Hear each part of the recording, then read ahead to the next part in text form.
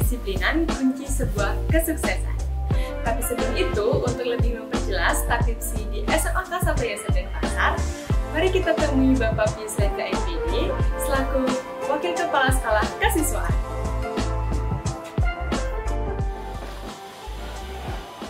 Selamat pagi Pak Pius, salam sejahtera. Salam sejahtera, silakan duduk. Terima kasih. Baik, kami izin meminta waktunya sebentar, ingin bertanya mengenai sistem tatipsi di SMA Santo Yosef Denpasar. Baiklah,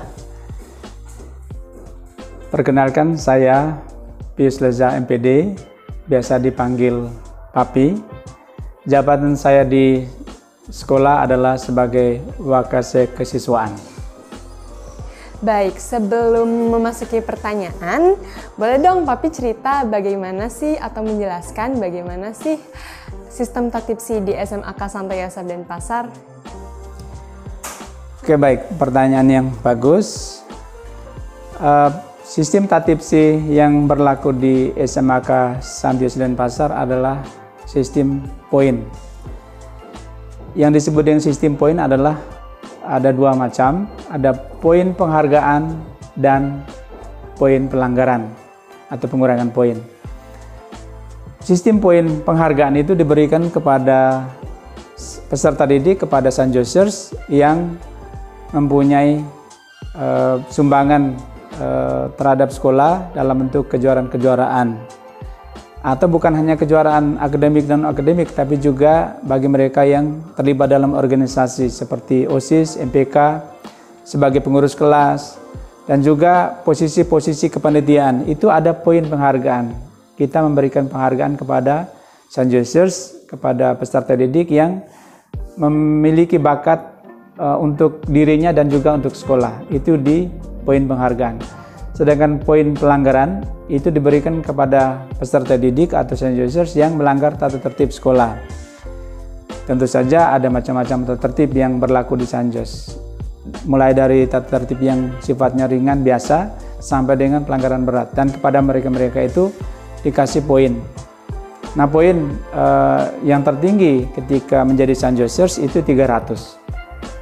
Kemudian ketika dia melanggar, poin itu akan berkurang sehingga nyawanya yang kita kasih itu berkurang sampai di titik tertentu. Ada SP1, SP2, SP3. Kalau sudah berakhir maka tapi sistemnya adalah pembinaan. Kita akan kembalikan kepada orang tua, semua dalam bentuk sistem pembinaan untuk peserta didik. Itu saja. Baik, terima kasih Papi. Menurut Papi sendiri, apakah tatipsi yang sedang jalan sekarang itu apakah sudah dapat cukup atau sudah dapat membentuk karakter untuk siswa menjadi disiplin? Baik, pengalaman saya sebagai wakasiswa, saya katakan sudah dan sedang. Saya katakan sudah itu artinya setiap peserta didik yang kita bina selama kurang lebih 3 tahun dengan sistem poin ini menurut kami efektif. Karena apa? Karena ketika dia masuk di Sanjos itu kita sudah memberitahukan sistem tatipsi di sini adalah bentuknya seperti ini. Setiap pelanggaran itu akan diperhatikan sehingga dia mengatur sikap dan tingkah lakunya sebagai Sanjosers dalam kehidupan setiap hari. Sehingga orang tua mengatakan bahwa sistem tatipsi dengan sistem poin itu lumayan mengatur karakter siswa. Dan itu yang cerita-cerita alumni juga mengatakan bahwa sistem poin itu efektif untuk mengatur karakter siswa menjadi pribadi yang disiplin, yang jujur, terampil dan mandiri. Yang kedua saya katakan sedang itu karena bagi para siswa yang masih melanjutkan studinya di sini, yaitu kelas 10, kelas 11, kelas 12 yang sedang menjalani pendidikan selama berada di Sanjos. Dan kita bimbing peserta didik yang bergabung di Sanjos dengan sistem poin ini, dan itu kita beritahu di awal. Kita buat kesepakatan di awal bahwa sistem tata tertib di sekolah adalah sistem poin.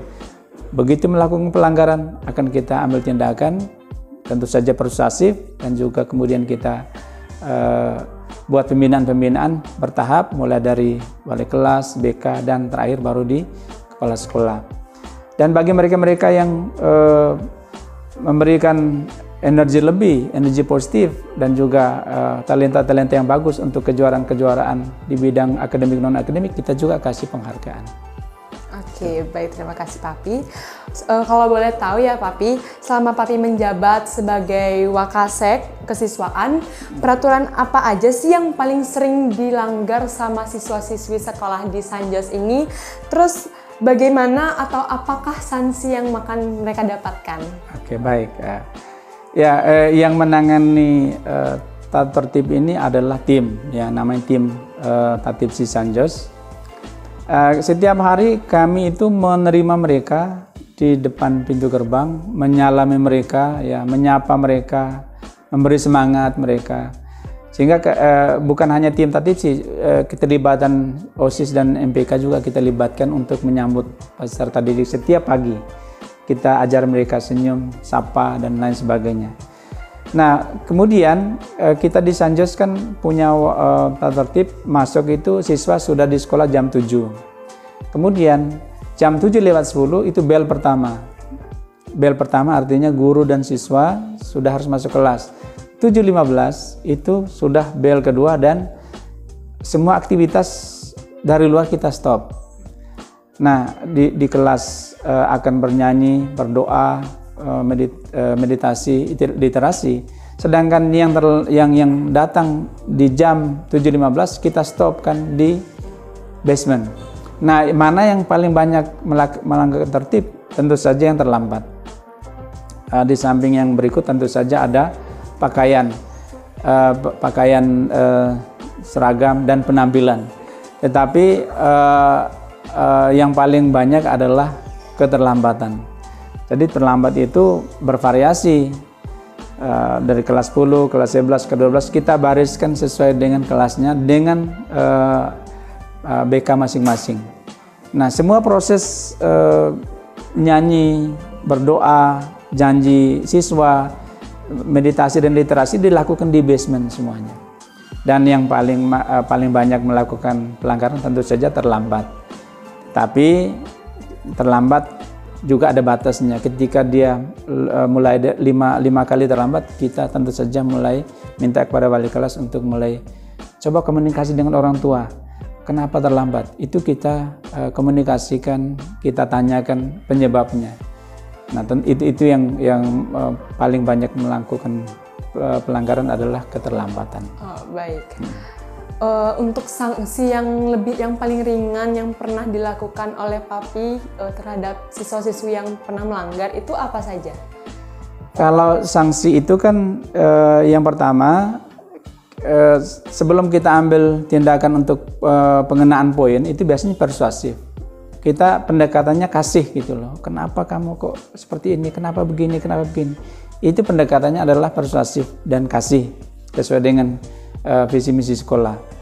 Tetapi ketika itu intensitasnya mulai meningkat dan naik, itu kita mulai terapkan sistem poin itu. Misalnya kalau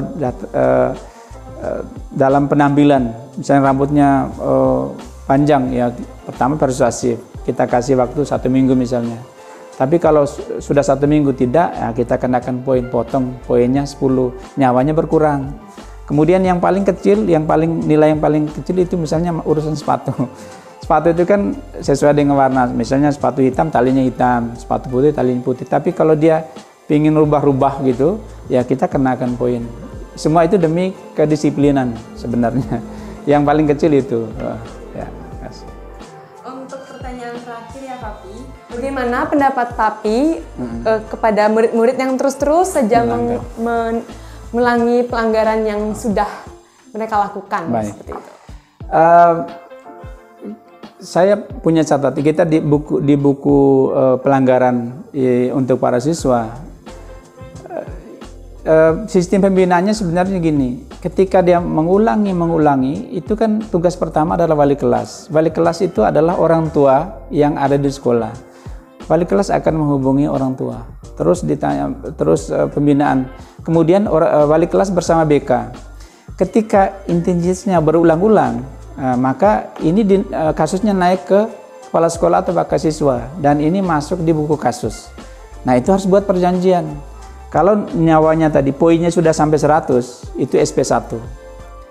Nah, biasanya selama ini pengalaman saya dengan buku kasus yang tebal itu ya, itu maksimal sampai SP2. Artinya dia sudah berubah. Kenapa? Karena kita terus mengajak dia untuk merubah diri, sehingga sampai SP2 maksimal. Nah, SP3 itu jarang, ya, kecuali kalau dia kasus-kasus khusus pelanggaran berat seperti misalnya narkoba, kemudian atau dia menghujat orang di medsos. Itu pernah kita punya pengalaman seperti itu, terutama medsos yang disalahgunakan itu langsung SP3. Tetapi itu kurang banyak ya. Yang lebih banyak itu maksimal sampai yang paling banyak SP1, SP2 sedang dan SP3 sedikit ya. Itu karena pembinaan kita yang intens kepada para Sanjosers ya. Baik, nah itu dia pembahasan kita tentang Tatipsi bersama Papi. Baik, terima kasih Papi atas waktunya. Salam sejahtera. Salam sejahtera, terima kasih.